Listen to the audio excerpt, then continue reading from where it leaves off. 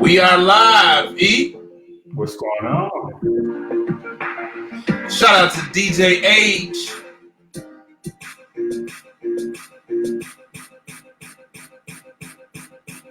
Yeah. Shout out to 9-year-old DJ H for that intro track. Yes, sir. I love that track. I love it. I love it. Welcome to episode 2, season 2. Are you still scared of money? It is me, Eric McLoyd, your host with the most, the man with the plan, the Scottie Pippen of podcast pimping. Wow. Damn, I'm not playing today, man. I'm not playing. And yeah, I'm here with my co-host, the man with many alter egos, Mr. Big Stu. Big Stu, how are you doing on this fine Sunday? You know me, man. I'm always good, man. It's great to be alive after Saturday Night Live, man. You know? Okay. So glad to be here, join with you, man. Glad to be here. Yes, sir. You look pretty dapper today, man. What's up? You look pretty dapper today. Thank you, brother. I appreciate that, man. I'm just trying to, you know, they say when you look good, you feel good. So I feel pretty good today. Yes, I like that ensemble you got going on over there as well. Well, I switched at the last minute, you know. I switched at the last minute. You made me step it up, man. You even made me put my 4 glasses on. You know what I'm saying? Ain't nothing wrong with it. Nothing at all. What's been going on with you this week, man? Work, you know, just working on the businesses. Okay. Just work, family, you know, again, it's maintaining, you know, staying the course, keeping peace, harmony, living my best life. Okay. Enjoying being a Gen Xer. Absolutely. It's a beautiful thing. Yes, it's sir. Great. It's great, man. It's great. How about you? What you been up to, man, this week? Well, one thing I couldn't wait to tell you about, you made a recommendation to me a few weeks ago about a show that's, you know, it kind of stems from our childhood a little bit, which is the current show is called Cobra Kai. Yeah, man. Did you check it out? Me and my son love Cobra Kai. Oh my God. I'm glad I'm not the only one. My son liked it. Me, my lady, we got her involved, and man, what a beautiful show. Everybody out there, if you want to check out a really good show actually with your family, Cobra Kai. So this goes back to, remember Karate Kid back in the day. So this is a spinoff of Karate Day, a modern day spinoff of Karate Kid, and it's got a lot of the original characters in the cast. What a great show! Even the mom, man, the mom showed up. The mom, yeah. Daniel's son's mom shows up in this. Yeah. I thought that was great, man. Yeah, it's beautiful, man. They got some of the cars from the movie, and they brought a lot of elements back. But aside from it just being kind of nostalgic, I think it's really well written. I think so too. I got through both seasons. There's 2 seasons. Yeah, I got through both. Fun fact, by the way, the black guy, the big black guy, the young boy that plays in there. I don't know if you saw the episode where there's a black guy that comes in. He's one of the students, one of the teenagers. Okay. His name is Khalil Everidge, and he's a friend, the son of a longtime friend of mine, right here from Chicago. Wow. Okay. My buddy Khaldun Everidge, who rest his soul, is no longer with us as of a few years ago. But that's his son, and me and Cal, his father, were really good friends. Okay. So I was surprised to see Khalil in the show, but he's been acting for, you know, done a few things. Okay. And so that was great to see him in there as well as a reoccurring part in it. So okay, I'm about to check for him when we watch it again. Is he kind of a bigger guy? Yeah, he's the only one. He's the only black guy in there. I know who you're talking about. Okay, yeah, that's what's big ups to him. I mean, that's a great show to get your. You know, I don't know if that's his first role, but what a great show. It's not. It's not. He's played on a number of roles. Actually, he has a movie with Anthony Anderson. Okay. about making beats. Oh yeah, I started checking same that guy. out. Yes, Okay. same guy. I started checking that one out too. Okay. Yeah. Well, yeah, thank you for that recommendation. That's a great show for me to watch with my son, and we are tearing it up. We're already in season 2. We'll probably be done with it this weekend. So. Oh, it's great, man. They're short, what are they, like 33 minutes an episode or something. They're not very long, man, but they're action packed. I love it. I love it. I'm glad you're enjoying it with your son, man. Yeah, man. Thank you for that rec. And I was looking up a couple of pieces of information about some of the cast members. So Ralph Macchio, I didn't know that he was in his 50s, like mid 50s. So that was the other thing that really hit home with me is like, you know, the time frame is on point. You know what I mean? It's like, yeah, man. They're only a couple of years older than me. You know, so. They were teenagers in high school, juniors and seniors. I probably was in 7th, 8th grade when they came out, you know. So the fact that they kept that was, so they're in their 50s. Yeah, they're in their 50s. And I mean, hey, man, they look great to be in their 50s. Him and the guy, his nemesis, I can never remember his name, but the guy that's running the Cobra Kai, man, they look young. He's also in his 50s. And yeah, that's a good one. So check that out, you all. What else you've been up to? So you've been working and you've been enjoying being a Gen Xer. What else is going on? You've been keeping up with the NBA at all? Not really. Who's in it? It's LA and LA. So right now it's LA and Denver, and then it's Boston and Miami in the East. Okay. You might not be a fan of, I know the Bulls are not in contention, but no Midwest teams right now. So Yeah, I just hadn't, I just been with other stuff, but I'm paying attention a little bit, I actually said this was a lost season. I'm not even counting this. This is count in my book, This is this is an exhibition season, I guess. Yeah, definitely got an asterisk beside it, Yeah. So I saw Giannis won the MVP though. Oh, okay. Milwaukee Bucks, huh? Yeah, man. And LeBron was kind of talking about how he was a little pissed about that. A lot of people said it should have been LeBron. Apparently, LeBron thinks that as well. So I thought that was interesting. I wonder who the people who are chimed on think it should be. Please feel free to leave your comments in the comment section. There's a chance that we'll put your comments on the screen. So, sure, chime in. Do you think LeBron should have got the MVP this week? Well. So we got a pretty interesting topic this week. Are you still scared of money? Before we dive into that, though, we want to talk about who is powering today's episode. And that company is called MLP, Virtual Assistant Services. And they asked a really interesting question. Are you overwhelmed? And this is really directed towards small business owners. Are you overwhelmed and need help with your administrative tasks for your business? Do you sometimes wish you had 8 arms? Well, contact MLP Virtual Assistant Services LLC today at 773-226-0788 and hire a virtual assistant to take care of those routine tasks so you can get out there and make some more money. This is a great company. They offer a variety of services. They do business startup assistance, web design, credit repair. They even help people to get their certified WBE and MBE certification. So anything of an administrative nature, they can dive in and give you some more arms and help you grow your company, man. Definitely a good company for,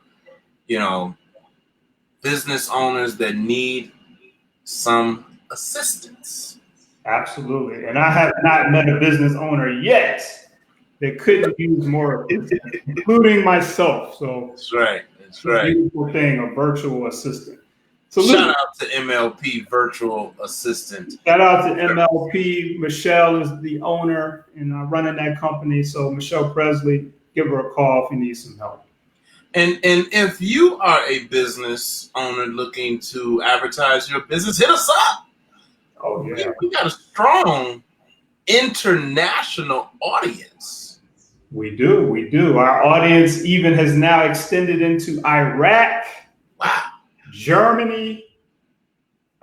We're in South America for some time now, all over North America. So yes, we have a very active audience. They're very interested in what we're talking about. So yeah, good place to advertise your small business or not-for-profit. Shout out to Iraq and Germany and everybody in the international realm. Shout out to everybody right here in our own backyard, Chicago and the United States of America as well. Right? Absolutely. And thank you for being part of the Money Sex Gen X family. We really appreciate all of the continued support, people participating on these lives, sharing our content on social media. It's a beautiful thing. And you know, today I wanted to spend a few minutes real quick to remind some of our new family, some of our new MSG family about why we started this show in the first place. So Big Stu and myself are Gen Xers. We're proud Gen Xers. And like a lot of Gen Xers out there, we really just feel like in the media sometimes we're not really represented very well, if at all. And so, you know, we came together and decided to kind of change the narrative, you know, tell a different story about Gen X and kind of control some of these conversations that we wanted to see in the media. Right. And so even though this is for Gen Xers, you know, in terms of the focus, we have a lot of millennials who tune in that really find it impactful, Gen Z, baby boomers, you know, but at the end of the day, we want to make sure that we want to make Generation X look better. Wow. I think we make Generation X look good. Okay. Well, we're doing our thing and we're trying to do that. So help us make Gen X look better and better as time goes on. We would love for you to tune in and continue to hang out. Come hang out with us. So today, are you still? We're going to talk about why that word still is in there, but are you still scared of money? Damn. Today's topic. Damn. Big Stu, what do you got to say about that? Man, listen. First of all, let me ask you the question. Why? So, I have a lot to say about it. But why still? Why still? So, you know, every time you and I come up with topics for the show, I always use yourself and myself as sort of the foundation, right? So I'm thinking about people who, you know, you've sort of, you know, we've mastered making money. You know, of course, everybody would like to make more, but we're not in a situation where somebody has to kind of tell us how to make money and, you know, how to make a lot of money. And so we're kind of coming at it from that perspective. So when I use the word still, I'm coming at it from the perspective of when you were younger, maybe you were making $25,000 a year and you had all these different fears about money and how to move forward and all these things of this nature. And now we fast forward 20 years later, where you have the income that you were thinking about in your 20s, but maybe you still have some of these same fears and apprehensions, even though you got the bag, quote unquote. Okay. And so that's why I put the word still in there. So let me ask you this. Let me just share with you. So I remember being young, going to my parents, wanting to ask for, let's say, $100. Okay. And, you know, only asking for 20, 50. Daddy, can I have some money? How much you need? Now in my mind, I'm saying 100. And he said, well, how much you need? I say, I don't know. $50? $20? And he say, I ain't gonna give you 50, I ain't give you 30. $20, I ain't gonna give you 20, I give you 10. I really wanted the 100. Okay. So I don't know where at that early age I was afraid. That was my first experience of me recognizing I was afraid of money. Afraid to ask for it, right? Afraid to ask for it, all that stuff. So that's where my first earliest memory of being afraid of money. You skipped all the way to adulthood and making money. Mm-hmm. But I just wanted to chime in. Has anybody ever had that experience where, what's the earliest experience you have of, earliest memory you have of being afraid of money? For me, it was at an early age, just not wanting to ask my parents for what I really, really wanted, whether it was to go to the mall or whatever the case may be. Okay. What's your earliest memory, Eric, of being afraid, scared of money? Or were you ever scared of money? Yeah, I was definitely afraid of money. My first experience with that is I got in a car accident when I was young, in my early 20s, and got a settlement. It wasn't a lot of money by many people's standards, but it was more money than I had ever had at one time. And once the money hit the account, I developed a fear that I was going to waste all of the money. I was going to spend all of the money and not really have anything to show for it. Okay. And that is my earliest remembrance of being afraid of the money. Okay. All right. So now you jump to today in corporate. You're making 23, 33, 53, 103,000, whatever, 200,000, whatever you make it. So you came up with this topic. You and I discussed this topic. I thought the topic was dope. Mm-hmm. Because in many aspects I've been afraid of money. So what was the impetus for you in this topic? Why do you think people are afraid of money? Do you have any statistics? Do you have any statistics or anything to share? Oh yeah, I got a couple of statistics up my sleeve, but I want to tell you about something that I found out this week. I learned a new word associated with what we're talking about, and that word is chromatophobia. Chromatophobia. Have you ever heard of that phobia? I've never heard. Is it CHROMA? CHROMETO phobia, all together. Now, I ran across this word as I was doing the research for the show, and this word, chromatophobia, it is a fear of money. Dang! Never heard this in my life. Never heard this in my life. Chromatophobia is a fear of money, and that fear kind of shows up differently for a lot of people, but at the end of the day, it's based in you being afraid of money. Wow. Chromatophobia. Anybody out there, let us know if you've ever heard of this word chromatophobia or this state of being, this phobia. It's new to me. Fear of not owning, fear of money. Money, yeah. Fear of money. Okay. So yeah, I wanted to throw that out there. And before we get into the stats, I do want to say this too. When we're saying, are you still afraid of money? Or are you still scared of money? It's not necessarily what I thought about as we were going through this. Is not necessarily, as we stated, the making of the money, but here's how it shows up for a lot of people. Fear of not having enough money for retirement, for example. So you and I, we are still young in some regards, but we do know that retirement is creeping up on us, right? Right. A lot of people have anxiety about the fact that they don't feel like they're prepared for retirement. Now, the greatest number that I've seen that I think is really right and exact is if you have a salary of $100,000 a year, regardless of what your salary is, but you want to multiply your current salary times 20. Damn. To understand whether you have enough money for retirement. And some people will say, well, why 20?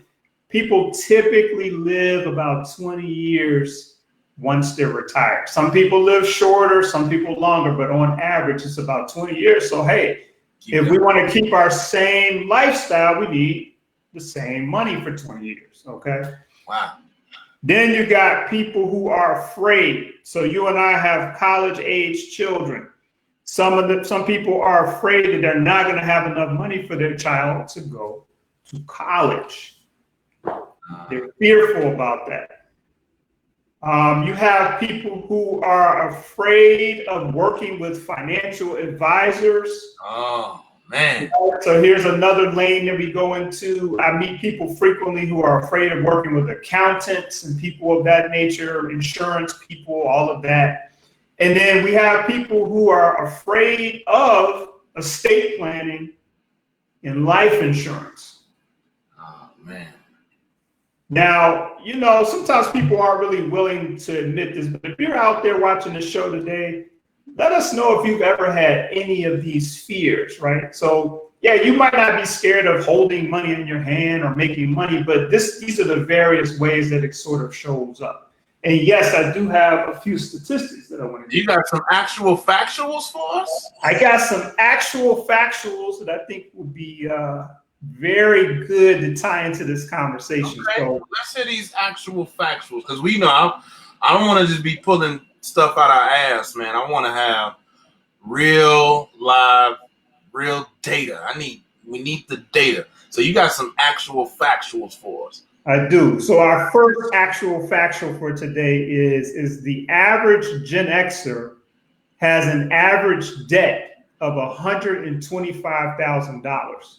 Wow. Higher than the average debt of all people, which is $88,313. Okay. All right. That's interesting, right?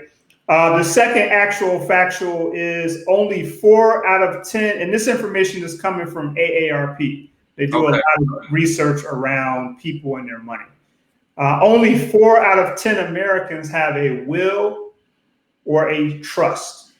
Oh, man. 4 out of 10. It's not a lot, 40%. It's not. This actual factual is coming from Market Watch. They said that Gen X has the highest levels of credit card debt at an average of $9,096. And these are mainly people from ages 45 to 54. Transamerica gave a really interesting stat, which they said the median retirement savings for Gen Xers is $70,000. So let's go back to that $100,000 number. If you multiply that times 20, and then you have $70,000. It's a pretty big gap there. And then our last actual factual for today is 37% of Gen Xers say that they will not have enough money to retire. That's terrible, bro. That's terrible. I've thought about that, man. Having 2 million, 3 million, 4 million liquid, even if it's not liquid, but just unrealized gains, you know what I mean? Just available. And that's pretty scary, man. Yeah, it's pretty scary. Scary. Does any of this keep you up at night?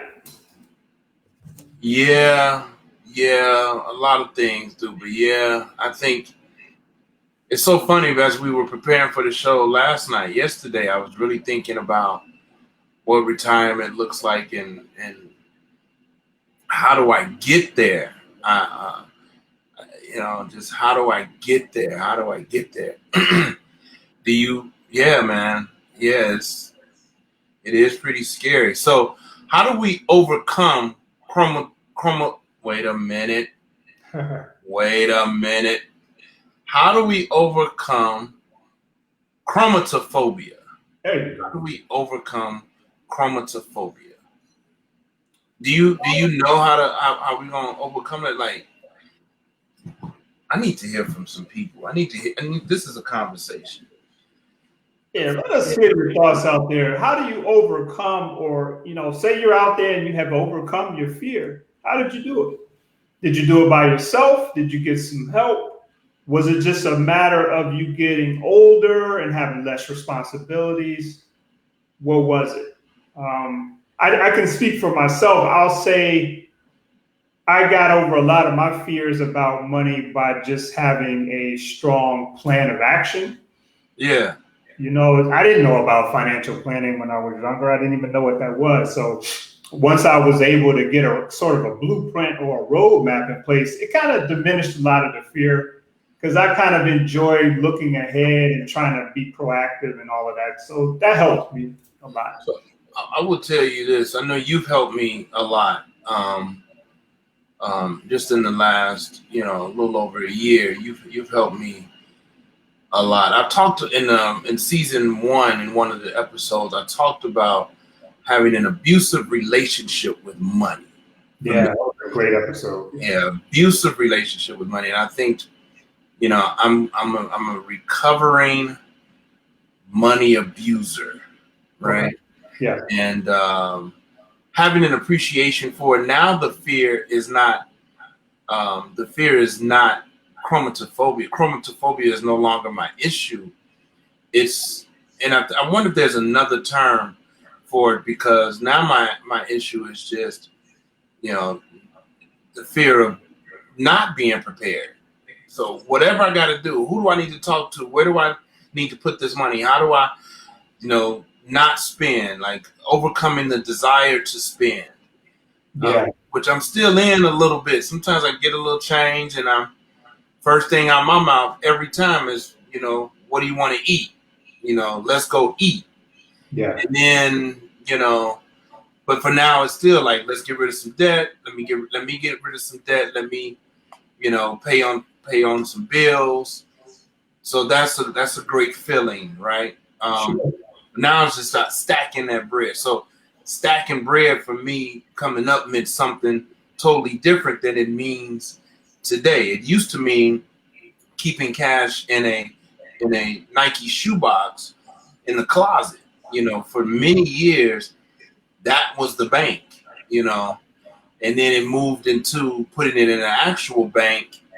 Now it's at a place where I don't even want to go to the ATM anymore. I want to go inside the bank as often as possible to meet with the people who are making decisions about the money. Mm-hmm. The branch manager and I on, first name basis. When I walk in, they're greeting me. Hey, Mr. Stewart, it feels better than walking in any nightclub, in any bar. Really? So I can have those conversations. And then working with people in your industry, for example, or other financially, like being around the people who are having the conversations about financial maturity, financial responsibility, those things. So that's why I am today. It's like I'm overcoming the chromatophobia by just diving in, because I don't want to be broke. I don't want to be 70 and trying to figure out what job I'm going to do to get another paycheck or anything like that. It just needs to be residual, and it needs to be in perpetuity. Yeah, I want you to do the people that are watching a favor. Can you talk to us about some of the small? So when we hear these topics in the media, I feel like we always talk broad strokes. I want to get real granular on this one. Talk to the people about. So you talked about yourself. You had a progression to get to where you are today. You're admitting that you still have some things to work on, but there was a very solid progression. Yeah. What are some of the small things that you did on a daily basis to move you from where you were to where you are now? Would that happen to be your burning question?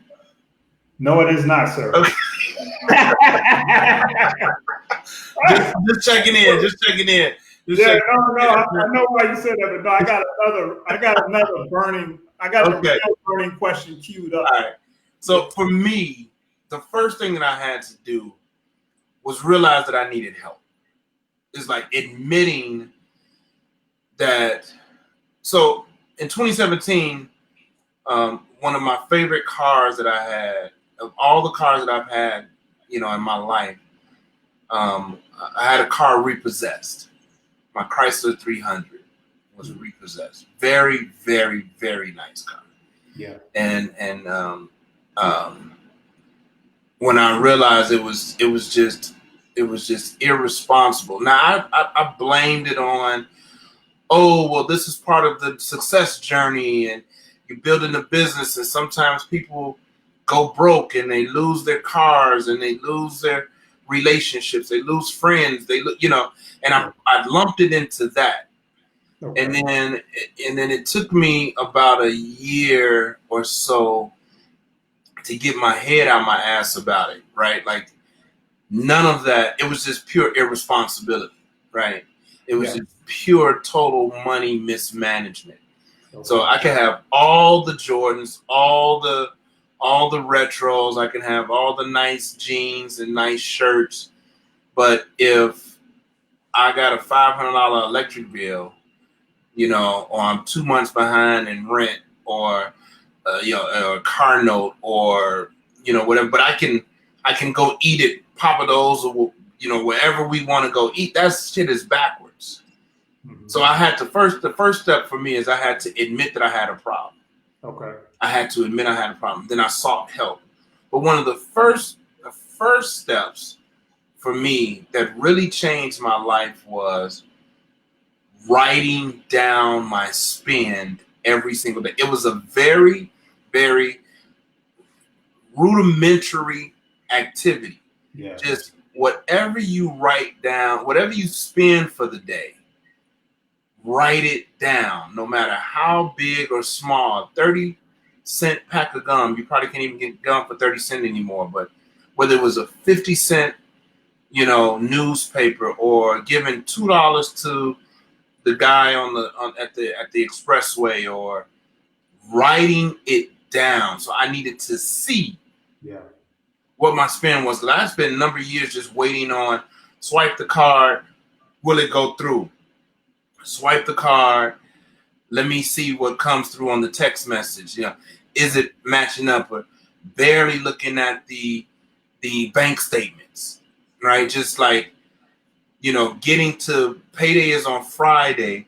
This is when I was working, and I'm talking straight up paycheck to paycheck. It shouldn't have never been that, right? So Thursday, Wednesday, I get paid on Friday, and Wednesday it's rocky, you know what I mean? And I'm just like, oh, well, Friday is payday, so I'll take this last $60 and go get something to eat. Right. I'm getting paid. I had to shift my mind. So the first step for me, Eric, was really just writing it down. But even before that, I had to decide what kind of man that I wanted to be. So on the outside to the world and all my work, I was this one person, but I knew on the inside that I wasn't really living that trueness. And so that was one of the things that was keeping me up, is that, I wasn't being fully true to who I was proclaiming to be. So I had to be honest about that. And I wanted to be this holistic, true, and living, example of a good dude, and that means financial responsibility as well. That was one of the first things that I did. Okay. Yeah, thank you for sharing that. And thankfully I've been a part of that journey with you, and it's been very powerful, very, very beautiful thing to watch. I like working with you because you're really honest about how you feel at any given moment. You don't try to sugarcoat things, and so I knew where you were when we started, and then I knew where you were. I know where you are in this current moment, and I watched you do that daily work. So, yeah, if you're out there and you really, I think the part of the reason too that we have fear, and I want everybody who's out there to really think about this. I think when you get to a certain level in your mind, as far as what you think your status is, well, I'll ask that question. Do you think that plays a part in it? So you mentioned trying to live up to what you were portraying yourself to be. Yeah. On a day-to-day basis, do you think that ties into the fear?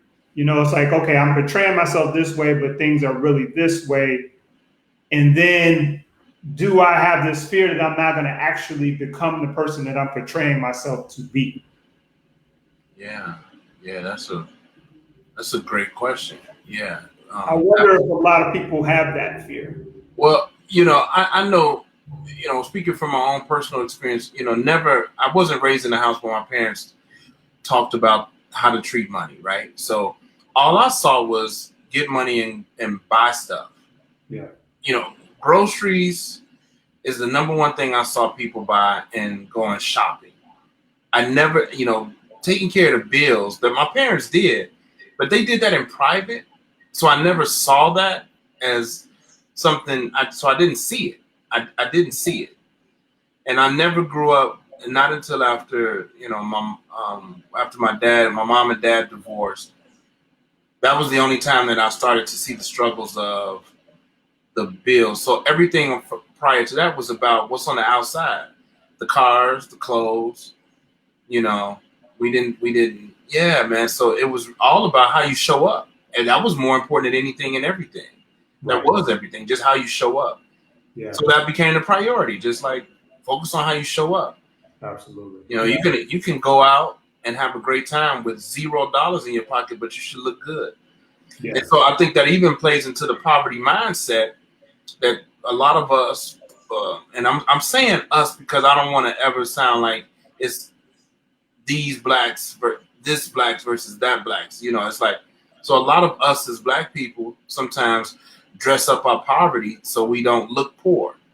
That's a lot of the times why we gotta have the flashiest shoes, because it takes people's attention away from, our own financial insecurities. Very true. Very true.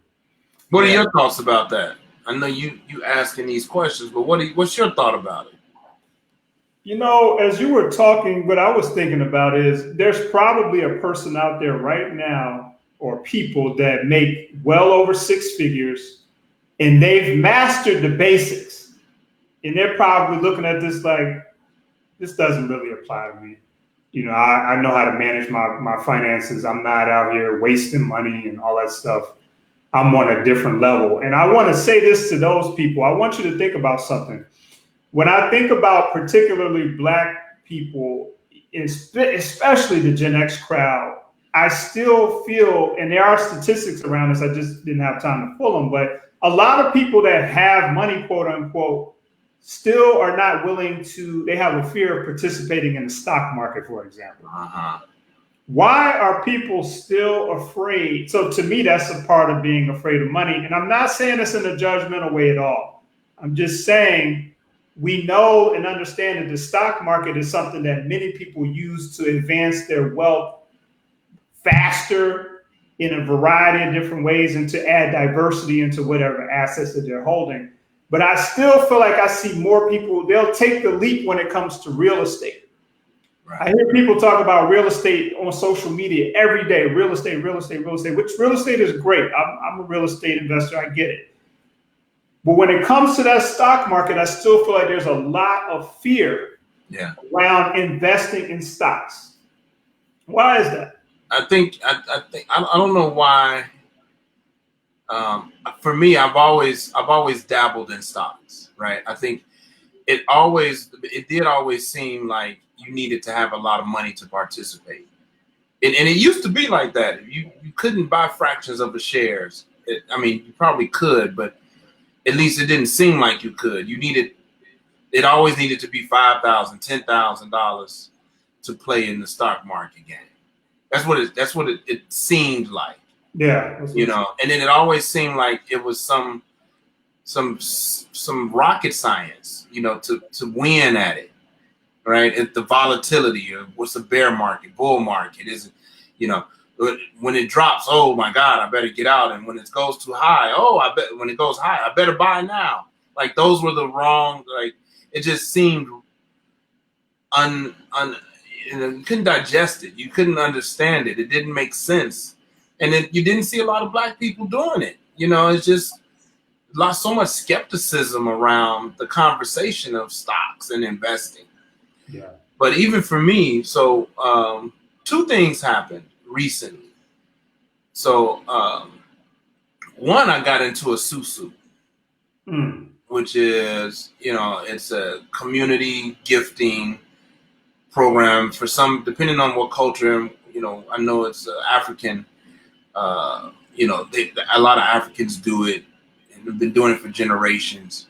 But it's a way to kind of, make, I don't even want to call it make money, but it's a way to kind of generate some money for yourselves through a gifting program, if you will. Group economics, yeah. Yeah, group economics. That's right. That's exactly what it is. But there's still so much skepticism around that. People are asking all the wrong questions. Yeah. So I wound up actually, Eric, man, and I was really for it. I remember bringing it to you and a couple other people. I took a bath on my susu. I took a bath, bro. Like I lost big time on it. Really? I did. Because people don't trust it. You know, so it's just like you're supposed to bring two people. Everybody's supposed to bring two people.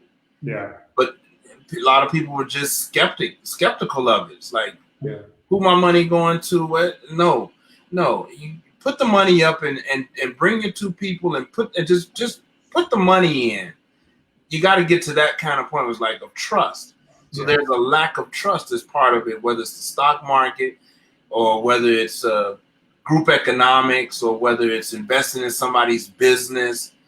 There's just a lack of trust in people and in your own insecurities. Like I don't know, man. I don't know. I think, but you do have to have some trust. So that was one thing, the susu. The second thing was, which I was one of the people that was skeptical. So I'm gonna put that out there. I mean, I trusted you in the fact that you vetted it, and I even have associations with people who participate in it. But it was just something about it. I'm like, I don't know. Theoretically, it makes perfect sense to me. If I have a bunch of people around me and we're all focused on getting money, right? Like it even goes back to this, like I said, hey man, I got a business idea. Let me get man, why don't you put up $100? Put $100 in my business idea. People get skeptical about that. Yeah. Today. Yeah. Well, let me see the books. Let me see and that's great. I get it. But if we're, in my mind, if I rock with you and if I trust you, if I trust you enough, if I believe in you, and I think it's all of those things, right? When you start asking people for money, people start to show their real colors. Man, I don't really rock with you like that. I think that's valid. I will say this too, though, and I think this is also why people are scared of the stock market. I feel like it goes a little bit beyond that too. It's like, I trust Scott, but I don't know these other people. And that's the same thing with the stock market. It's like you could really feel good about that company, but ultimately and understand that there's so many different people involved in this process. They're going to need to perform and really make things beneficial for me to get my return on my money. It's not just one player, it's multiple players in this game.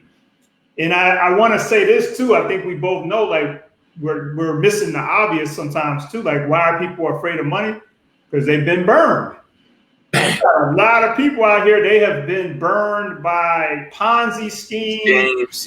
People who are fraudulent and they're trying to still make their way back from a loss that they took last year. They might not tell you all that, but they're like, man, I'm trying to get back from last year. So a lot of times I do feel like it's because there's so many components that is fear that scares people. But on the same token, I'll say this: I've seen people. They're not willing to invest in your company, but they're willing to go get that lotto ticket. Yeah. They're willing to go out and shoot dice or go to the casino and go to the boat and all that stuff. They're not afraid of that. And so when we think about it like that, I just wonder, like, why are you not afraid to go to the boat, but you're afraid to invest $500 in my business, which probably is nothing to you at this point. Yeah, probably because, I'm taking this risk at my own demise. I'm in control. I'm controlling the win or the loss if I gamble. Good point. Yeah. It's not in your hands. I'm not, you could come back and tell me, you could come back and tell me that you lost the money, but is that part of the scam? Is that part of the hustle? Did you just hustle it? Right. So I'll tell you, one of the reasons I took a bath on the susu is because I guaranteed the people that I brought in, I guaranteed their money. Yeah. So I said, look, if it doesn't work, I'll reimburse your money. Yeah. And so the trust is still, so I put my name on the line. Right. And what happened was, even in that situation, I like, let's say I put you in and I vouch for you. I put your money up for you. Yeah. And I'm like, okay, Eric, when it turns over, you just give me the money I invested for you, give me that back, and then you get in. Okay. Right? But what happens in the Susu, for example, is everybody I bring in is responsible for bringing in 2 people. So Right. if I bring in 4 people, now they're looking at, okay, those people need to bring in 2 people. I'm like, shit, I brought those 4 people in. So now I'm responsible for bringing in 6, 2, 4, 6, 8 more people. Mm. So now I'm supposed to know. So I did it wrong. Like I screwed myself. Right. And so as I'm like, you know what? I'm screwing myself. This ain't working. I gotta take the loss. So it's not gonna work unless we're gonna find 8 people. But they're like, nah, you said you was gonna show us first. So nah, I don't have anybody. You ain't got paid. So I took the bath. I took a bath on it. Like, that's part of the reason, Scott, that I didn't want to do it, because I didn't want you. I knew you were a stand-up person and you had put that out there. I didn't want you to take that risk for me. Yeah. Because I felt like if everything worked out on this round, you would come back and be like, yo, this is legit. Come through and, you don't need to back me. I'm telling you it's legit. Like I'm telling you, they paid out. Everything is good. Come on. Yeah. So in the first round, I brought 2 people. It was good. But those 2 people needed to bring 2 people. And they didn't have it. Because they didn't have people that trust them. Like, what is it? They didn't have it. They didn't have people that trusted them enough at $100. Now I hear that there's susus out here, people doing $5 susus. Still are running into the same skepticism. For $5, right? For $5. Yeah. Bro, I'm gonna give you this $5. I gotta bring in 2 more people to bring in 5. No, fam, I don't want to do it. Yeah. But the other thing go ahead. Oh, no, I didn't mean to cut you off. Go ahead. The other thing I was going to say is I've been putting people on to, as far as the investment game, I use Cash App. This is no endorsement of Cash App at all. I am not endorsing Cash App, but I use them, and they have the option to invest in stocks easily at fractions of a fraction of stock. So you want to get in on Tesla? You can't afford Tesla stock. You can't afford 1 share of Tesla, 10 shares of Tesla. But you can get in at $5 on Tesla and flip your $5. My Tesla is up 198%. Yeah.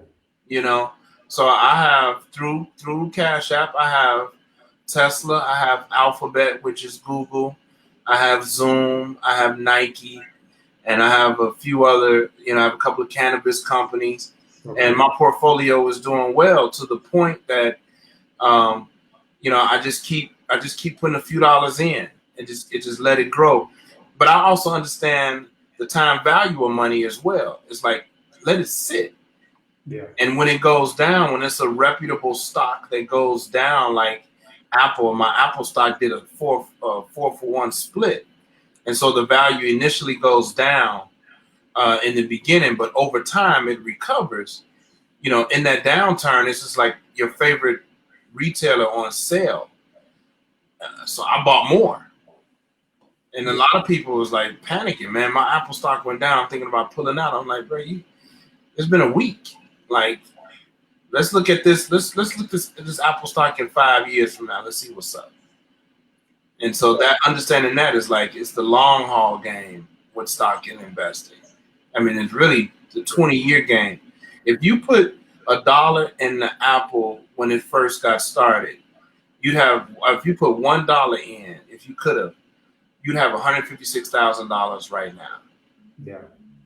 It's up 156,000%. Right. Something crazy like that, right? Yeah, absolutely. Yeah, I see that quite often, Big Stu. I mean, those temporary dips, I think, get people the most. Is like if you got a portfolio with $100,000 in it, and on Tuesday the market is down, and you're down like $20,000. I've seen so many people panic. Yeah. Mainly because they don't necessarily understand that this is a temporary dip. Right. In the market. Like you said, you want to wait it out. And you want to put money in there that you have the time to let it go through the various cycles, and you end up with the return that you're looking for. But on Tuesday, not a good time to take that money out. Not today. Yeah. So yeah, that's an issue, and I feel like that's one of the biggest fears that I've seen. I've seen people go crazy about that. Like they're down $20,000 on Tuesday, and they just are going crazy. Like in this like. I've tried to tell so many people, just relax. The market is going to go up and down. It's going to correct itself. If it's up, it's going to go down. If it's down, it's going to go up. It's really just about where is the market when you need that money. Right. That's where the biggest issue is. And even with retirement accounts, it's the same thing. Like the day that you need to pull your money out of your retirement for retirement income, where is the market on that day? If it's down, that's not a good time to start pulling that money. You might have to wait. So it's a timing issue. And I think people understanding that would help with a lot of that fear. Here's another area I find people to be afraid of, and I've been guilty of this as well. Life insurance. I've heard so many people say, I do not want to get this $1 million life insurance policy because I'm afraid to leave my children and my spouse that much money. Wow. I've heard that so many times that I can't even count. They're like, I don't want to, I just don't, I'm afraid of it. I just don't want to do that. Have you ever heard that? I've never heard that. Yeah. I've never heard that. Yeah. The only thing that I've heard is that people are afraid of life insurance because they have to think about their own mortality. Oh, yeah. That's the only thing I've ever heard, but I've never heard someone say that they're afraid about how much money they're leaving somebody after they're gone. Yeah, I've heard that so many times. It's unbelievable. Yeah. Don't want to do it. You don't want to do it. So I guess, they're thinking like, okay, well, my kids, they're not really whatever right now. I don't want them to have that $1 million. I would rather them not have it, or my spouse. I don't really trust them like that. Yeah, of course they love them, but on some level, there's some trust issue. And they don't want them to have it. They rather, and a lot of these people, if you're young, if you're in your 30s or even your early 40s, you could get $1 million life insurance policy pretty cheap. They're like, it's not about the premium. I'm afraid to leave these people that much money. Now, I'll tell you something else I've experienced observationally, watching other people. I've seen other people do with their life insurance policies. They'll get it. It generates cash value, and they borrow against it and don't pay it back. Right. And so that's counterproductive a little bit. I get that you used it to buy the house, that's cool. But, the plan to put back in it. So if it was $1 million, now it's 500,000. Yeah. And so the death benefit is half the value of the policy. Right. I've seen that a few times. Yeah.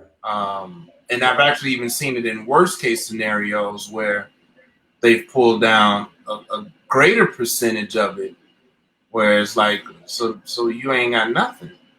It was your money, but there's nothing in there. Yeah. Upon your death. So people still gonna have to pass the hat for your funeral, and your kids get nothing because you got it all today. And then you got to now you really have to deal with your estate planning and your will. True. Yeah, I've seen that too. The only time I can see where that could work out is if you're pulling it out for an asset that's going to continue to generate the same level of returns as the life insurance policy. So you got a lot of wealthy people out here that they get to the point where they're self-insured, meaning they have $2 million of assets that have nothing to do with life insurance. And so all the family has to do is continue to either get the returns from the asset or sell the asset, and they'll have the money. I think another reason is, man, and these conversations kind of go silent. It's because it's just not people don't feel like there's enough wealth. Like we have to redirect the conversation of what wealth is in our community amongst us. Period. Like these conversations seem sometimes out of our league. Yeah.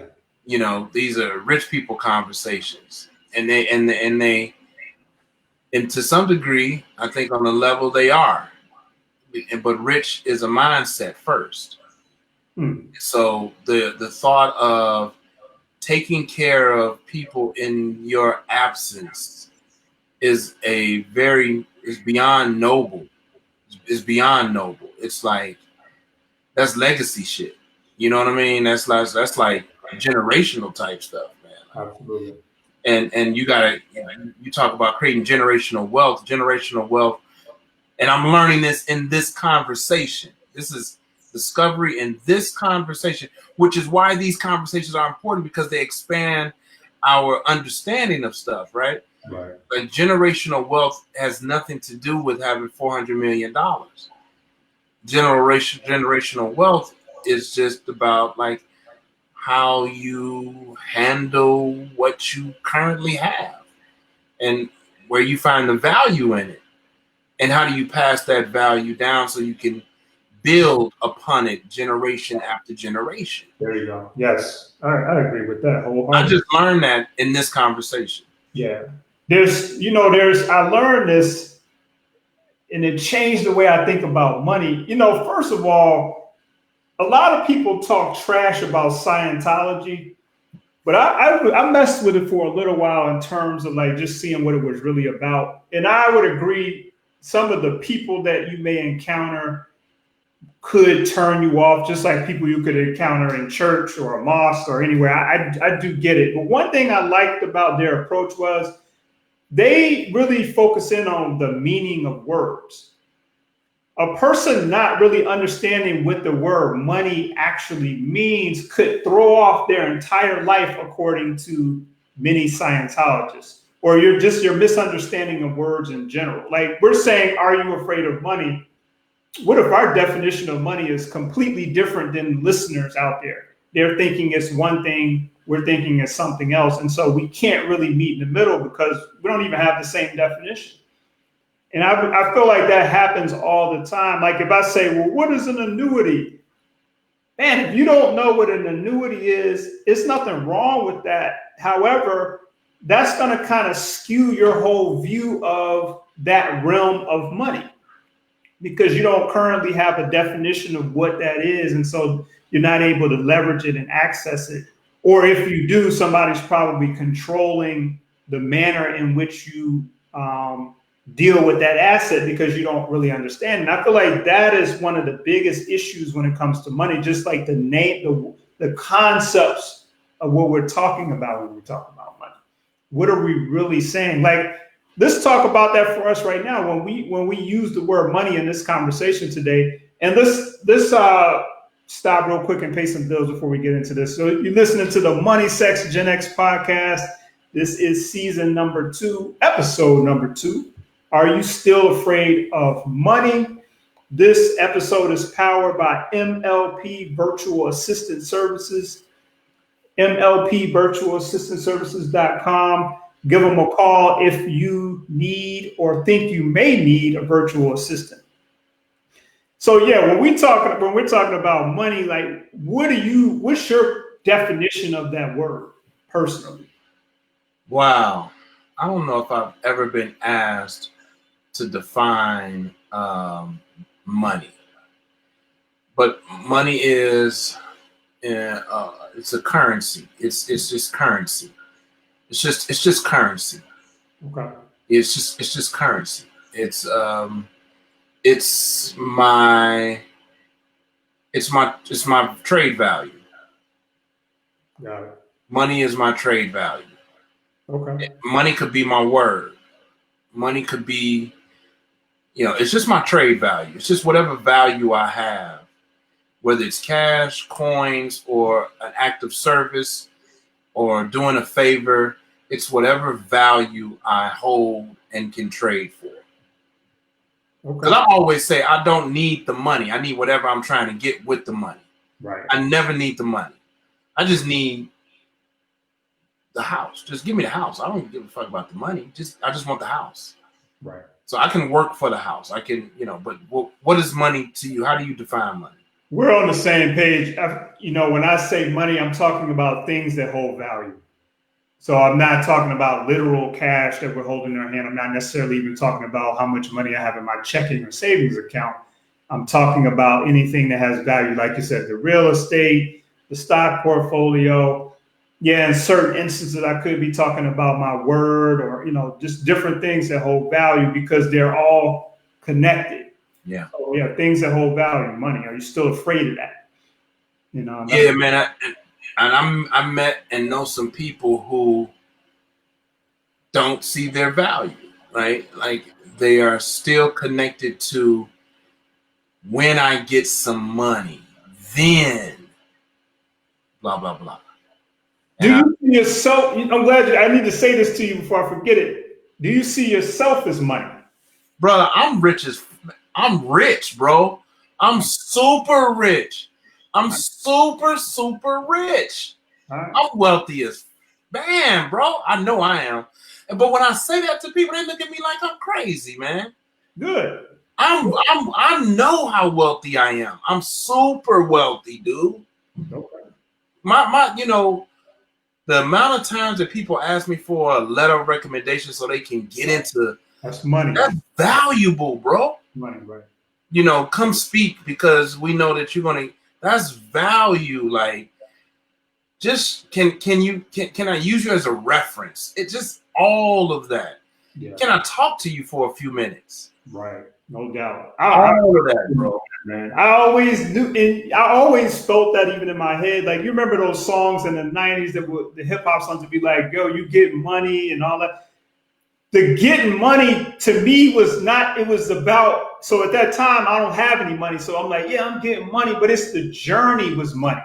Yeah. Like I'm on the path to get the bag. Like the whole journey is part of the money. I'm getting money. Like I'm going to work at 2:00 in the morning. I'm working 10 hours. I'm getting money. Like, yeah, my paycheck is small, but I'm getting money. No doubt. No doubt. 10, 15 years down the road, yeah, I'm going to get the bag. It was the journey. And that's the first time I think I've ever articulated that, but that's how I felt. I remember that. Yeah. Yeah, I agree, man. I agree. Then we have phrases where people will be like, yo, what's up, money? Or, yo, fam, he's good money. We have references that kind of were talking about that a little bit. Yeah. If you say somebody good money, man, that's the ultimate. That's one of the ultimate compliments you could have gave somebody back in the day. Yo, Scott is good money. Don't worry about it. Woo-wee. That's a stand-up dude right there then, huh? Absolutely. So when we say, are you still afraid of money? We could be saying, are you afraid of yourself? Oh my, hold up. I missed it. What'd you say? When we talk about the concept of money, we could be talking about, are you still afraid of yourself? Are you afraid of yourself? Are you still afraid of yourself? Now we're in this. We're getting towards retirement. A lot of us are getting a little money and we're doing our thing. But are you still afraid of yourself deep down? Yeah, that's a big question to ask. Fear of self, your own value. Well, yeah, man, that's a big one. They got to answer that for themselves, man. I want to know if I could put you on the spot for a couple of you asked about getting granular. I gave you my steps. First, admitting that I had an issue with money. Yeah. Now I'm talking currency. I'm talking cash, right? I'm talking holding on to cash. I'm gonna take it back. We just talked about the stuff outside of cash, but let's talk about cash. Okay. Right? Cash in the terms of whether it's just whatever you can swipe on the card that's coming out of your bank account, not credit cards, or investments, right? Retirement accounts, life after, right?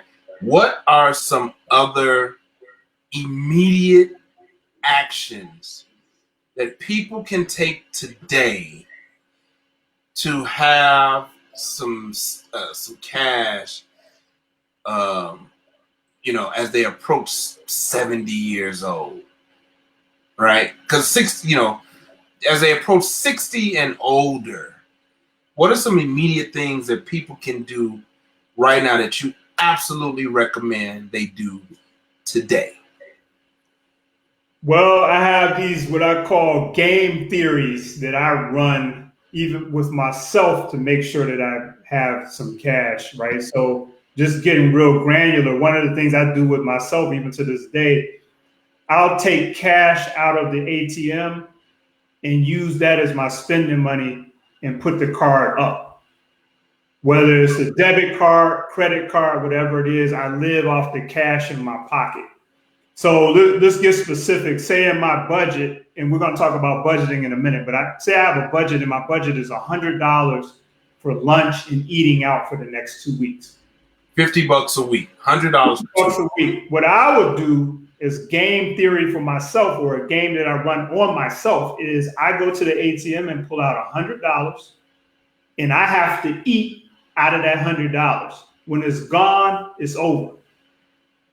Now, for some people, they might be like, that won't work for me. Cool, I understand that. But for me, it is highly effective. I might do it for eating out. I might do it for buying clothes, whatever it is. Take the cash out, live off the cash. When the cash is gone, done. Let me ask, let's stay on that one for a second, because that's a good one.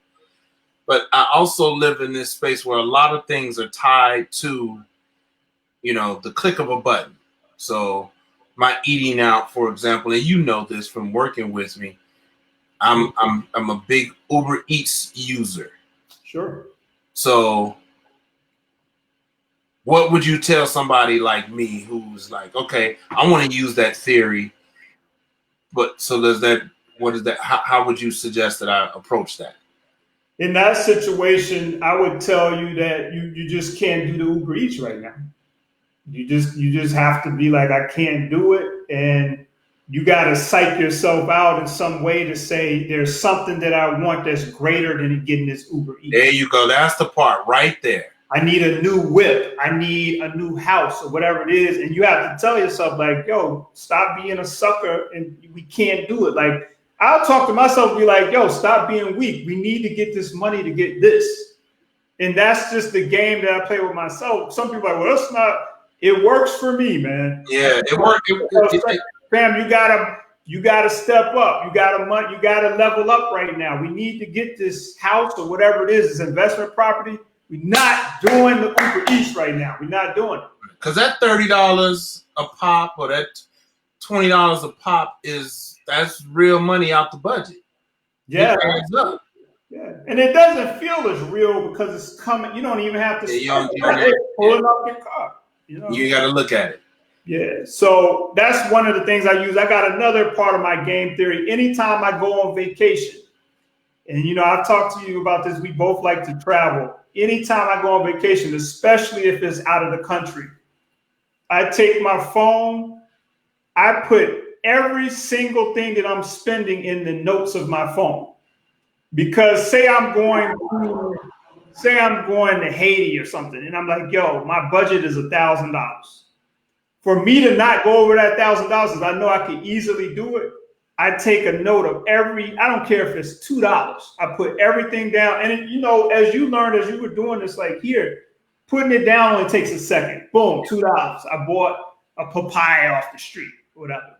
But me tracking that in real time, it helps me not to go over budget. It does. I've experienced that. I win using that methodology of record keeping. Absolutely. Put it as soon as you and people behind you in line can wait. Just give me 20 seconds. Let me just do this real quick, and then I'll be on my way.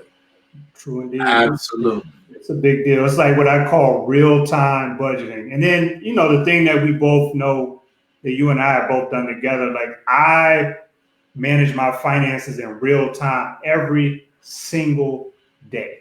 I told myself about 10 years ago, like, look, we need to get this money up. You're going to have to focus your attention on this. We can't get any more NSF fees, no more missed payments on the credit card. Like all that has to be done.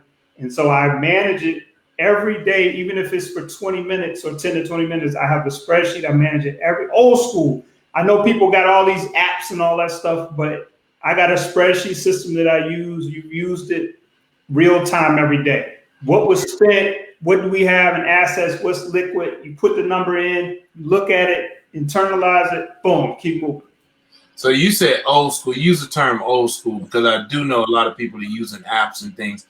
But one of the things I want to add to that is it's just good practice. It's what the people who manage money well do. True. Yeah, I'm saying old school because I'm choosing to use a spreadsheet. Oh no, and I'm vouching. Yeah, I know people for that. Yeah, I know people who they use the apps very effectively and do the same thing, but I'd just rather use the spreadsheet. That's sort of old school at this time because there's so many apps out there we can't even count them now.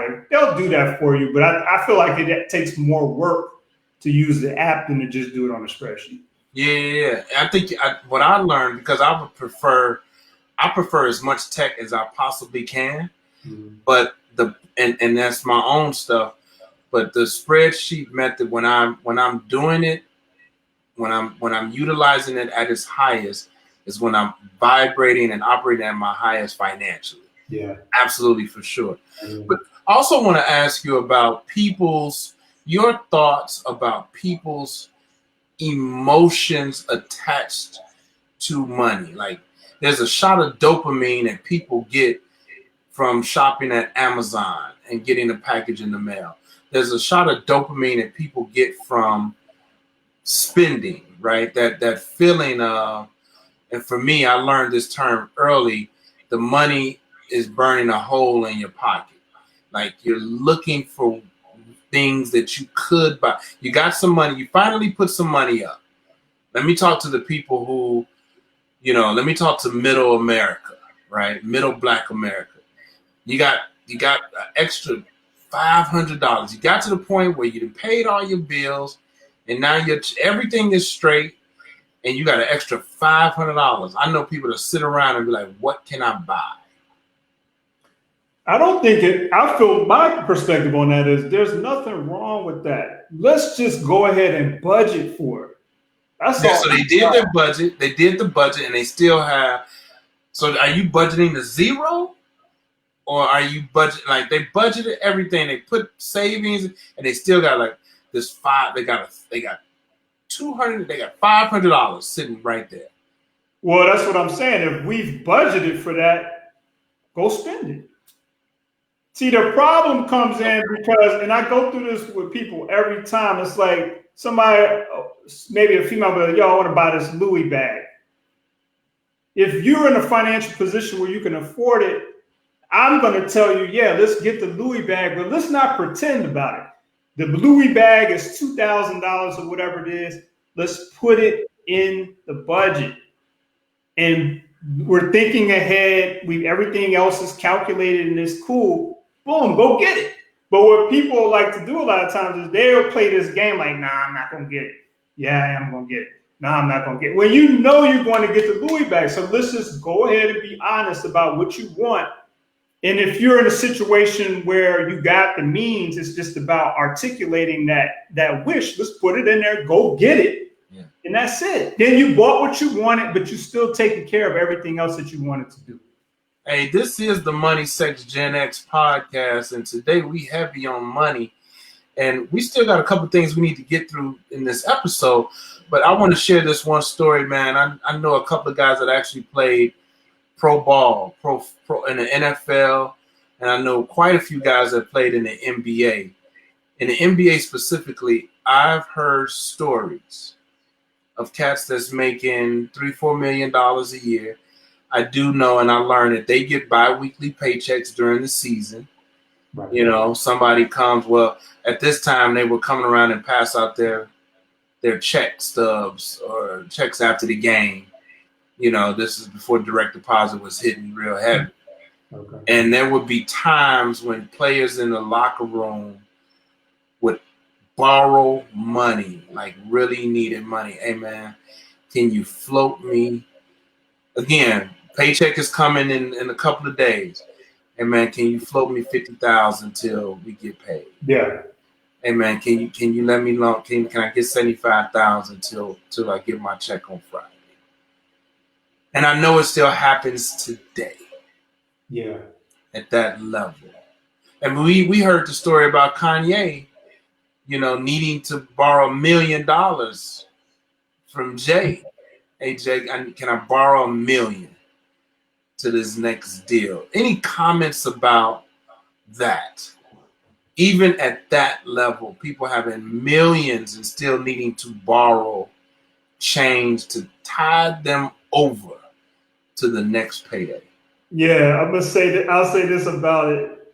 One of the guy that's responsible for one of my favorite shows right now, which is Power on Stars, 50 Cent. 50 Cent is one of those guys that's lending a lot of these cats this money, from what I understand, because he's kind of like exposed a couple of people on Instagram or whatever. So I thought that was interesting. Some of these people are actors, athletes, whatever.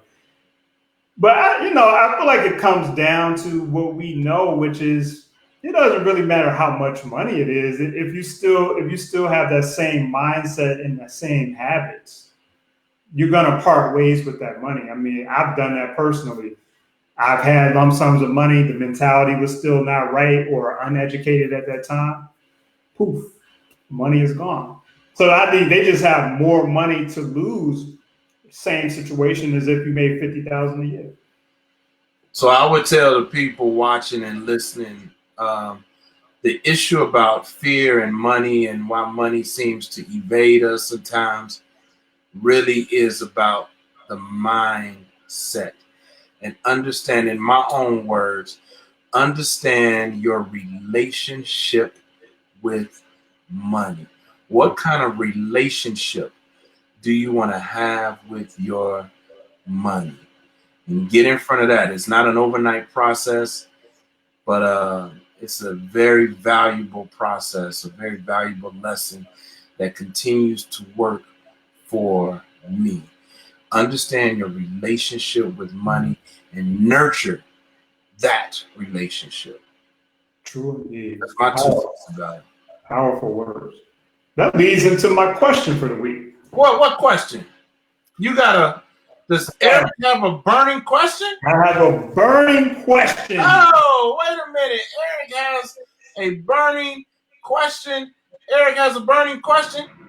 I do. The burning question. It might burn your life. I don't know. We're going to see. But this question is for myself. This question is for you. And it's for all of our Money Sex Gen X family out there. I wanted you to really think about this.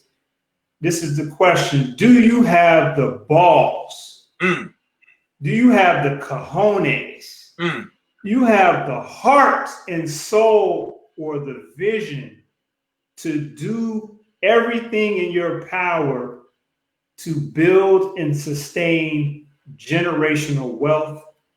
Or is it just something that you feel compelled to say? Let that marinate.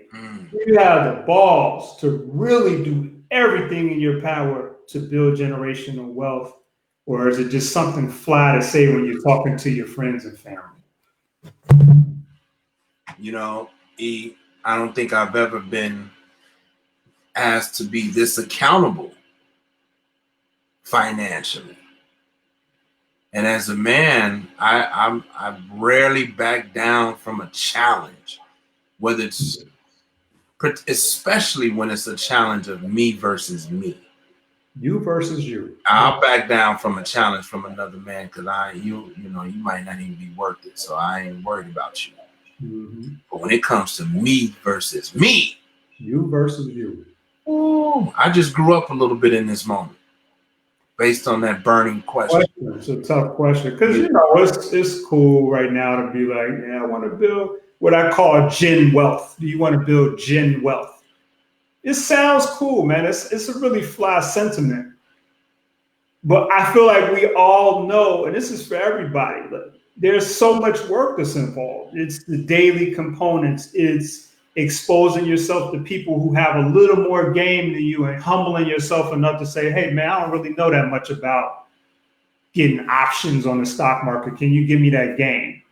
Being humble on that level. It's about doing whatever you have to do legally, of course, to go get the money that you can have to invest and hire an attorney to do the estate planning and all these things. It actually, I think the conclusion that I came to some time ago, it's a daily ongoing process. It's not this one-time event sort of thing. It's like every day incrementally doing that work. And the reality is, I just feel like many of us, we're just not we may not feel up to doing it. We might be afraid to do it. I know some people are still afraid of having a lot of wealth because they don't want what comes with it. So they might decline because of that. So many reasons. But for those of you who have said, yeah, I want that, I just really wonder, are we willing to do that work? And some of it will have to be trusting some of your family members. Say you're doing well, you got the money, you got the investments and all that, and it really comes down to, how am I going to write my estate plan? Am I going to go ahead and include my son and daughter to get this money? Am I going to include my wife that I don't really trust 100%? Those relationship questions factor into having that courage to say, yeah, you know what? I'm going to trust that they'll figure it out, or I'm going to do more to make sure that they're prepared to get this money, to get this wealth, actually. How do you feel about it? Man, that's strong, brother, because in the same kind of vein, I want to get rid of my gut, right? And I know what's required to do that. Like, it's doable. It's definitely doable. Naturally work out, eat right, go hard, and I do some, but not everything. Same thing with the wealth, creating that gen wealth. I ain't going as hard as I know I'm supposed to be going. And why not, though? Fear. Okay. No, that's bullshit. It's not fear. You know what it is, E? I'm gonna be very honest. Here's one of the biggest, largest, most vulnerable moments of my life. I'm about to tell you a truth. Let's do it. Lazy. There you go. That's an honest answer, though. Lazy. I can respect that. That's an honest answer, because it is a lot of work. Look at LeBron James, like you just said with the athletes. Like, a lot of people, I used to always ask myself, if you were in the NBA, why wouldn't you do everything in your power to be the best player you could be, including playing defense and all this stuff? Why? It's not that easy. Like, you might not feel like it. You might be lazy. You might just not have that dog in you. When you play basketball, they talk about some people got that dog in them. Like, they just go all out to the point of exhaustion every play. Everybody don't have that dog in them. Yeah. You know what I mean? But we like to all talk like we do, but we all don't. Now, can you get that dog in you? Yeah. I would argue possibly you could, right? But some people are just not going to do that. Most people are not. That's okay. Nah. In this moment, it's not okay. Well, it might not be okay for you, but we gotta understand that, like, society is always going to be filled with different types of people. Like, everybody can't be wealthy. It's just not going to happen. So everybody could be, but it's not going to happen. Everybody won't. There's enough wealth for everybody. Okay. No. Wealth is infinite. Wait, I'm not gonna argue. I don't agree, but I feel you. I understand that there's two sides to that argument. I get it. But I'm just trying to stay on. Okay, so you're saying that there's enough wealth for everybody. I personally just don't. I don't feel that, for many reasons, everybody's going to be able to participate in that. Now that I agree with you, they won't. Yeah. I believe there's enough for everybody, but everybody's not going to be right. I was talking to my son about that yesterday. The same thing. We were just talking about how at this time, when technology is so prevalent, we have a hard excuse to say, well, nobody told me how to invest in the stock market. Yeah, they might not have told you directly, but you could go to YouTube and get a lot of game because I've done it, you know. Or I don't really know how to get an investment property. I understand you might not have that person in your circle, but man, you could go to YouTube and learn quite a bit. So it kind of evens the playing field a lot if you really, if you really want it. And I don't really believe that a person's life fulfillment has to involve wealth. You can have a very nice life and not be wealthy. I really believe that. Well, I agree. Financially, the way we're talking about wealth in this particular instance, cash, all that, great. That's fine. But when we describe wealth as we describe it on the Money Sex Gen X show, it's I'm still wealthy. I'm extremely wealthy today, even in this very moment. But I do desire for the bank accounts to reflect a level of wealth that is outlierish. You know what I mean? Does that make sense? Yeah, it does. Man, I got another quick question for you. I know we run out of time, but do you think that a person could have a nice life and not even be wealthy as a person? They're cool. They're just not. It's not. You wouldn't necessarily describe them as a wealthy human being, but do you think they could still have a great life? Like you're not wealthy, but you're cool. Yeah, we see it all the time, man. Absolutely. Yeah, there's a lot of people out here that's living it up, man, just by their own standards, whether I agree with them or not, man. And life is good to them, so it works for them. True. Yeah, that's fine. Yeah. That's fine. Yeah. They come in this world, they have a blast, and they leave. They ain't left nobody nothing. Left a lot of kids around, but that doesn't. Hey, fine. It's okay. Yeah, I agree. A lot of people make it on in life if their heirs didn't leave them generational wealth. That's not the end all be all to life. Yeah. Yeah. Well, yeah, I'm saying even as a human being, like take the money out of just on a human being level, they're not necessarily a wealthy human being as an individual, meaning they haven't reached their highest potential per se. But they still have their life. They're cool. Yeah, as long as they're okay with themselves. See, I think reaching your highest potential is self-reflective. Yeah. It's subjective. You got to.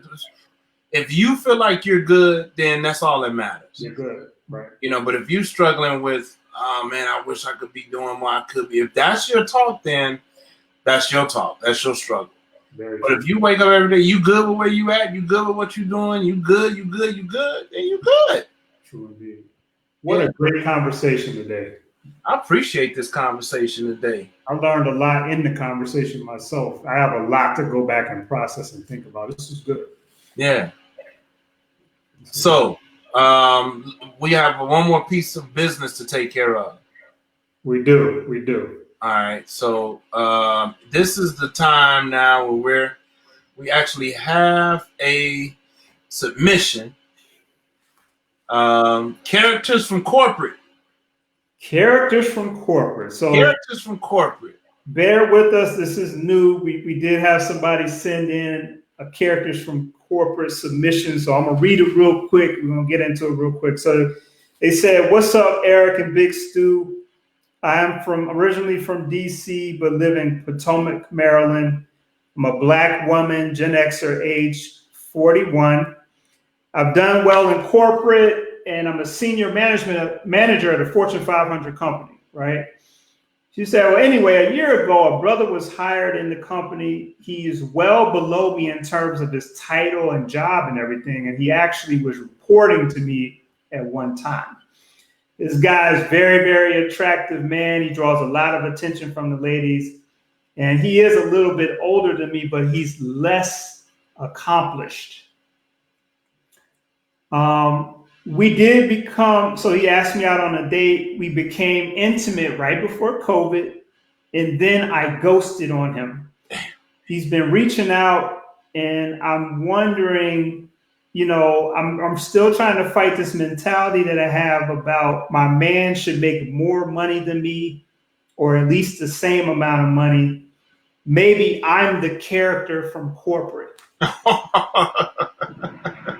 And she says, what do you guys think? Is she the character from corporate? So she's a senior manager. She's doing her thing. This brother comes in. He gets hired at a certain point. He's lower in the hierarchy, so to speak. He even reported to her at a certain time. But he obviously has swag. The ladies like him. She eventually liked him as well. They went out. I guess she was struggling with the fact that he was lower on the totem pole than her. But not enough for them not to be intimate. So they got intimate right before COVID. Then she just disappeared on the man. And I guess she's fighting with us. She wants to know, what do we think? What if somebody did that to us? I guess is how we have to think about it. Well, it depends, man. I mean, see, I got questions. I want to know what the intention was. That brother could have just been out for just trying to hit himself and ain't thinking much about it, you know? True. You know, she, you know, what was her, like, if she must be feeling the brother if she feeling bad about it. Now she must really like him. And if that's the if she like him, then she got to get over herself. Then she is the character from corporate. If she's liking him, she feel bad, then she's the character, and then she needs to get off her high horse and rock with the dude. It don't matter, but she probably don't have it in her to admit that. It probably make the relationship too tough because she's, worried about what other people will think and say. Absolutely. There you go. So that's my take on it. So, sister, either you're going to, be a stand-up woman and say, nah, brother, the money don't matter. That's my immaturity. I like you. I don't care what the people say. So let's go ahead and give it a shot, or leave it alone. Okay. Just leave it alone. Sage advice. Love it. Yeah, that's shout out to Washington D.C. and the whole DMV too. Yeah, man. So we gotta send that submission a gift bag. We need to send them a gift bag, and thank you for that.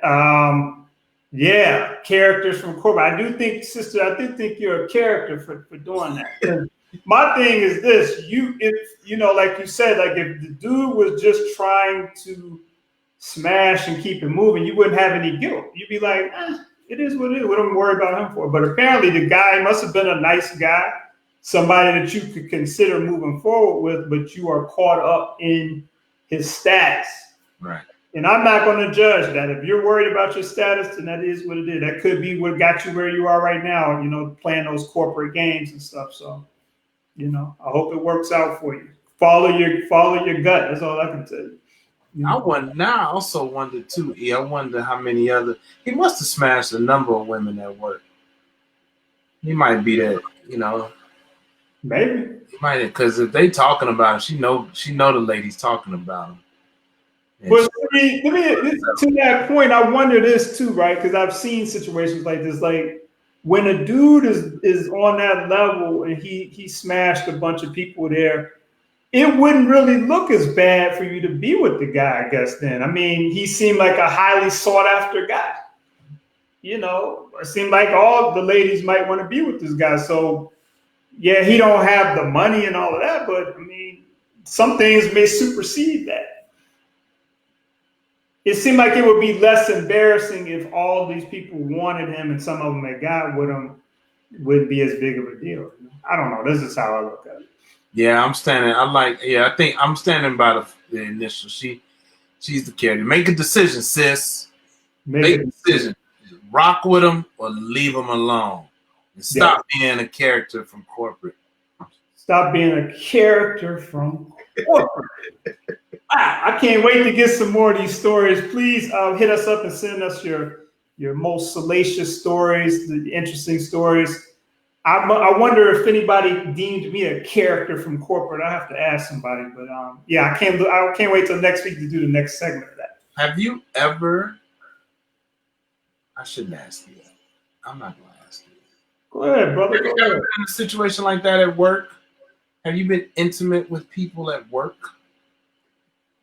Yeah, I absolutely have.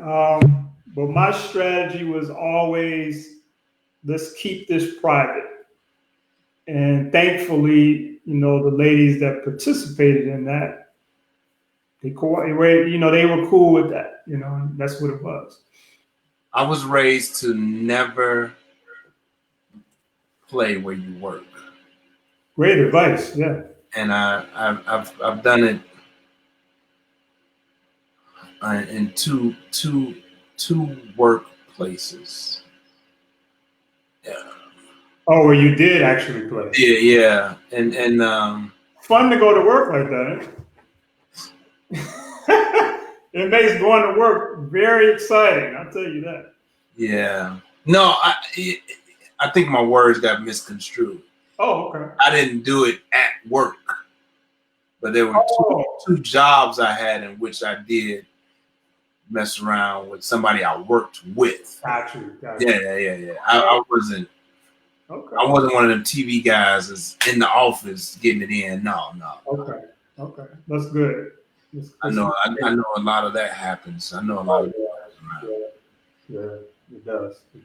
I've always protected the workspace. But man, great episode, man. Great show today. So yeah, man. Episode 2. Are you still afraid of money? I think we put some good info out there. I learned a lot, and I'm looking forward to our next topic next week. What is our topic next week, E?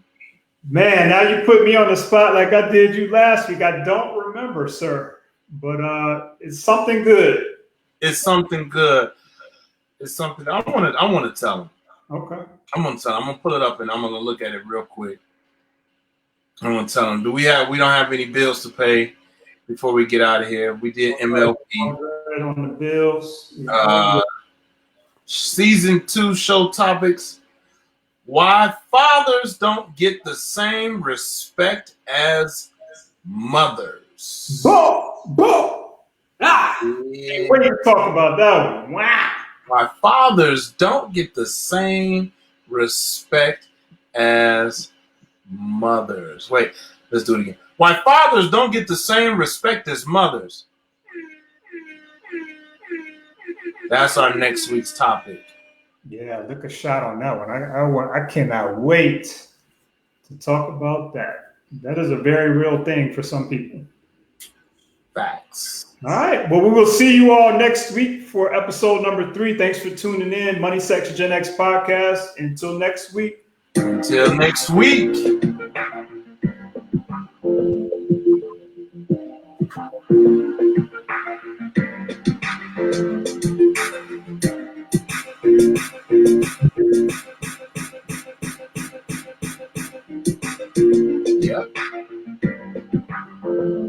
Yeah. We off live?